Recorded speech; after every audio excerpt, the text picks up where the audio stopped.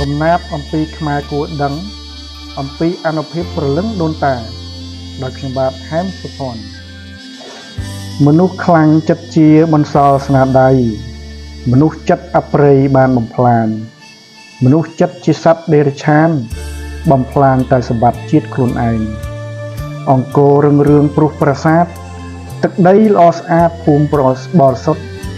មនុស្សម្នាស្មឹងស្មាតព្រោះមុខមុត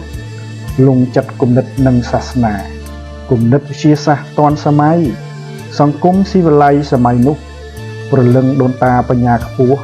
អរិយធម៌អង្គររស់រាប់ពាន់ឆ្នាំដូនតាបន្សល់ទុកមូលដ្ឋានគ្រឹះរូបមន្តសាងរដ្ឋឲ្យរឹងមាំ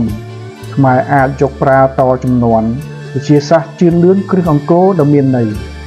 គ្រឹះនៅឯណាបដិចមិនឃើញសៀមបារាំងបំផ្លាញយកទៅអស់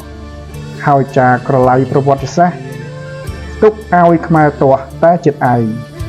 បើទោះយ៉ាងណាដូនតាឆ្លាតគម្ពីរយកបានបាត់ទៅចុះតែគ្រឹះទ្រឹស្ដីនៅទៅរស់បន្សល់ទុកនោះចម្លាក់ថ្មខ្មែរសម័យនេះគេមិនជឿជំនឿដែលមានពីដូនតា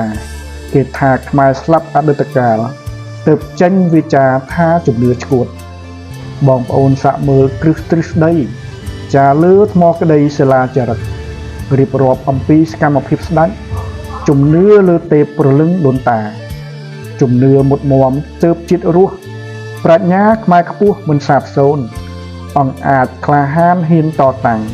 ប្រឆាំងនឹងខ្មាំងឆ្លៀនពៀនដីអត្តន័យចារឹកចាទៀតថាបើកូនខ្មែរណារក្សាបានរតនសម្បត្តិពីបុរាណទើបជាតិកាំងថ្កានស្រស់ផូរផង់រីចំលាក់វិញរូបច្រើនណាស់ជាប់គ្នាស្អេកស្កះខ្មែរគួរមើលប្រាប់ពីរបៀបដូនតាធ្វើគ្រឿងអង្គរបវរធំហេតុមារៀបរាប់ជីវភាពធាតុដូនតាឲ្យខ្មែរនោះណាទុកចងចាំធៀបសម័យកាលខ្មែរនៅតែមានរបៀបរស់រៀនពីបុរាណអក្សរអក្សរកាប់ឃ្លាឃ្លោងខ្មែរចេះតាក់តែងយ៉ាងពិរោះចាជាសាស័ព្ទប្រាប់អស់មនុស្សថាកូនស្រីប្រុសខ្មែរមានប្រាជ្ញប្រព័ន្ធធារាសាស្ត្រមិនដែលភ្លេចស្ដេចតែងរំលេចចេញឲ្យបានរួចសាងប្រាសាទក្បូរក្បាច់ក្បានតាមຂ្នាតបុរាណបច្ចេកវិទ្យាដូនតាមិនល្ងងដូចគេថាដូនតានេះណាបញ្ញាពេញសាងជាតិថ្កើងសាមគ្គីវិញផ្ដុំគុណិតរួមអភិវឌ្ឍអង្គរបណ្ដុះជំនាញពហុបច្ចេកទេសរាជខ្មែរល្អអះចាំចេះយ៉ាងស្ទាត់សម្បូរការងាររាជមិនខ្វះធ្វើនេះធ្វើនោះយ៉ាងរីករាយកំណត់ត្រារឿងរ៉ាវប្រាប់ប្រវត្តិ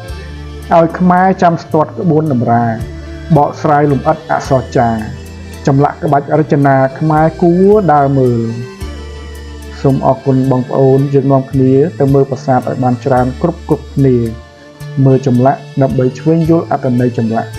ដើម្បីនឹករលឹកអំពីអនុភាពព្រលឹងដូនតាខ្មែរ